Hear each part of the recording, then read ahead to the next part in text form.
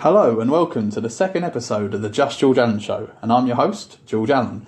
In today's topic, we are going to be talking about Star Wars movies and ranking them from worst to best.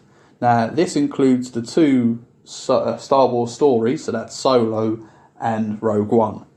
I just want to say first, thank you for everyone who supported the first episode, the introductory video. It was great to see all your responses. It was much appreciated. The reasoning for why this video is audio only basically is because it just takes a long time to do video and audio, to get it edited, to just get it just right. So I think for a couple of episodes I'm going to do audio only and see how it goes. Obviously, this will allow me to bring out more episodes, quicker to you. So without further ado, let's get started on the list. So coming in at number 11 on the list is The Rise of Skywalker. Emperor Palpatine returning, in my opinion, was a big mistake. I think it just destroyed the Star Wars timeline. The fact that Darth Vader destroyed Emperor Palpatine in Episode 6 and then getting thrown down a shaft, and then the Death Star being blown up as well, didn't really make any sense to me why Emperor Palpatine returned. And then when the movie tries to explain why Palpatine, or how Palpatine returned, it was just a throwaway line from Episode 3 that they used as a reasoning. So it's terrible. You could have just had Kylo Ren as the main bad guy, but instead you go with Emperor Palpatine. It made no sense for me, especially that, Snoke's being killed off by Kylo in The Last Jedi. Why not just have Kylo Ren as the main bad guy? Very strange. But for the movie itself, I think it's just a bit messy, and the pacing of it's ridiculous. It's stop and start. It's 1 minute you're running 100 miles an hour, the next you're running a snail's pace. For me, it was just not good. Not good at all. I can't really think of anything too positive about the movie. I probably will go into more detail about the three sequel movies, Rise of Skywalker, Last Jedi, and The Force Awakens in future videos. But yeah, I think the only positive for me was seeing Lando Calrissian return. That was nice. But obviously, at that point, Princess Leia wasn't ever going to be in the movie much, because obviously Carrie Fisher, unfortunately passed away. They'd already killed off Han Solo, and they've already killed off Luke Skywalker. So I just didn't like the movie. Coming in at number 10 is The Last Jedi. Now, The Last Jedi, the treatment of Luke Skywalker was terrible. It was unforgivable. The fact he went from this, happy-go-lucky hero in Episode 4, 5 and 6 to become this, it was terrible. If you're going to do this to Luke Skywalker, just don't bring him back.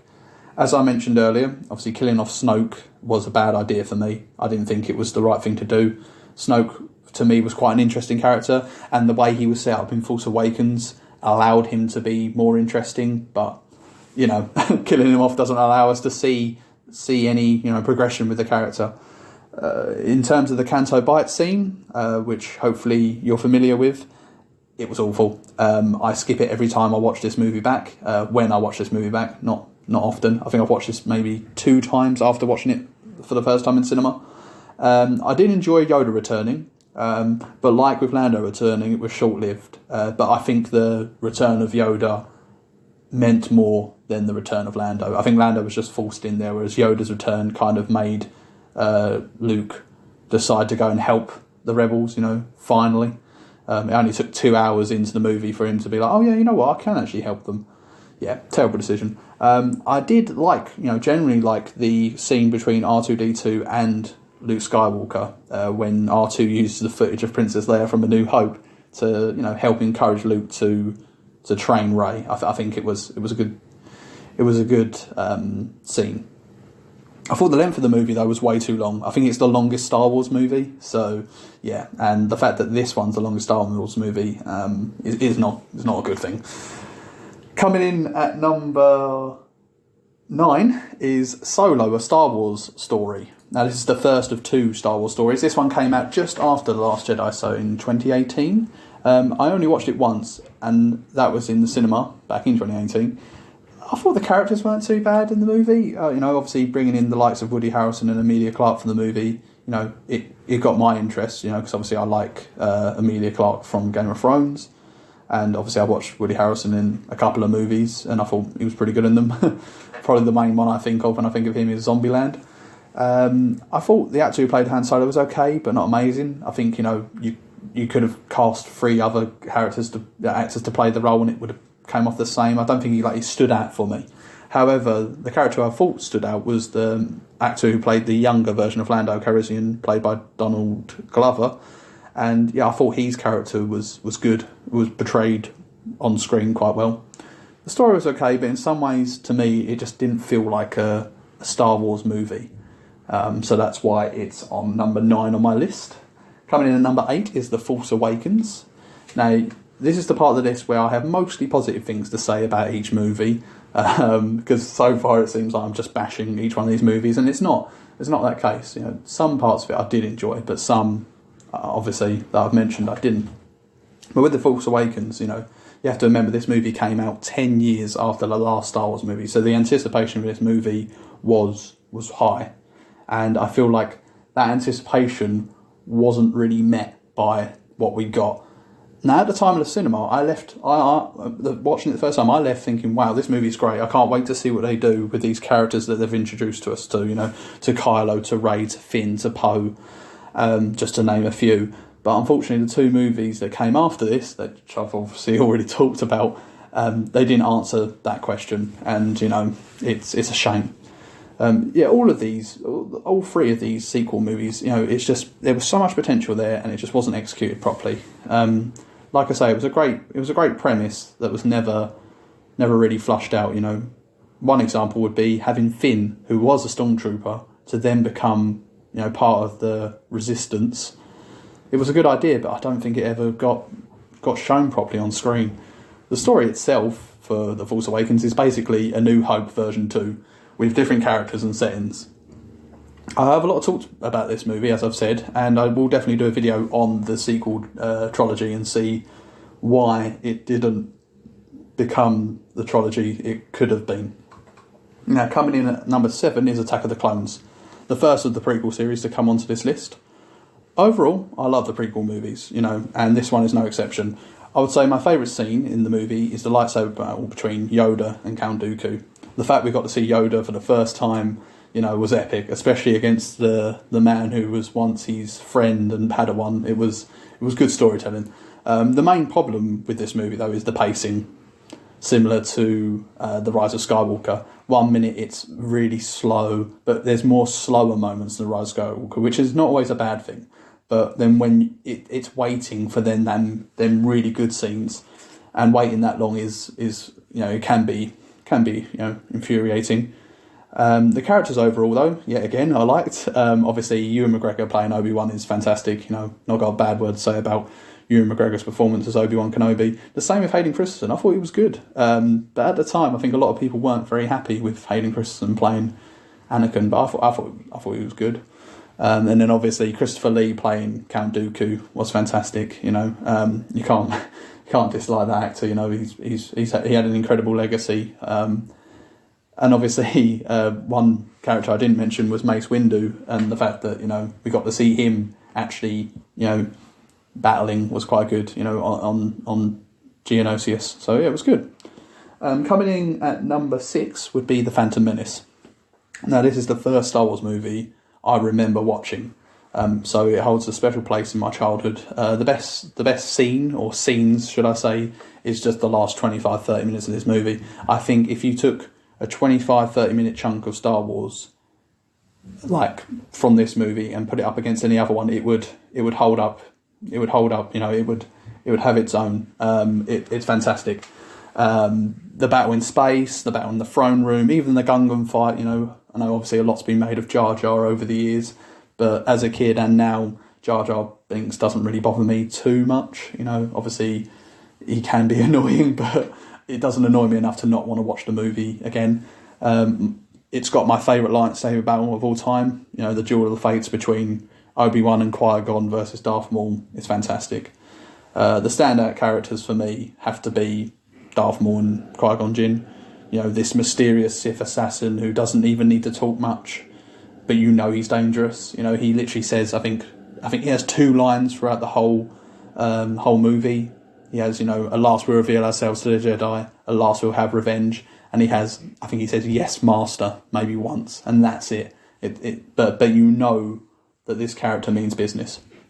Liam Neeson playing Qui-Gon was nice to see. I enjoyed seeing Liam Neeson in a Star Wars movie. Obviously, as we know, unfortunately, he gets killed by Darth Maul, but yeah, it was good to see him in the movie. The next movie on our list, number 5, is Rogue One. Now, the best scene in Rogue One, without a doubt, is the Vader scene. Near to the end of the movie, just watch it. Anything I was to say wouldn't do it justice. It's phenomenal. The Vader scenes actually throughout the movie are good, and it makes sense, really, to me, because it's just happening, it's just happening before A New Hope, so it makes sense to have Vader in the movie. The same as the fact it makes sense to have Tarkin in the movie. I know obviously he was a CGI character because the actor who played him, unfortunately passed away, but it was good to have him in the movie because it makes sense. Yet again, I like the characters, including Jyn Erso and Cassian Andor. Obviously, Andor is a TV series now, so we get to see this character in a TV series rather than in just a movie. But my favourite character in this movie had to be Director Krennic. Great performance by the actor. Can't remember who the actor's name is, but it was a great performance from him. And the overall story I enjoyed. The fact that they, have this massive threat, but then there is a solution to this threat. And it's the father of the main character who can give them the solution to deal with this menace, the Death Star. I think it's a good scene because it's nice to know how they retrieve the plans that Leia gives to R2 in A New Hope. I think it's good. Coming in number 4, Return of the Jedi. Now, Return of the Jedi is the third movie in the original series, or what us fans call the OT. I'm not going to go into massive detail about this movie because I've literally only got positive things to say about it, but yeah, everything about this movie I really enjoyed. It's just the other 3 movies I just enjoyed that a little bit more. But yeah, Return of the Jedi, fantastic way to end a fantastic trilogy of movies. Everything about it I enjoyed, so I can't really go into much detail about it because I think a separate video on it would do it more justice. It's the same with the next movie on the list, number 3, Revenge of the Sith. The first movie I think I went to watch in cinema, or at least the first one I remember going to watch in cinema. Fantastic movie again. So this is 2005, so I'm about 9 years old at this point. No, 8. Yeah, I'm 8 years old because it came out in May. So yeah, I was 8 years old. Great movie. The video game that got released with this, I think it was literally released at the same time as the movie coming out, which is crazy to think about. And it actually had scenes of the movie in the game. So you could actually, if you owned the game, you could actually see parts of the movie before you even went and saw it in cinema. It was fantastic.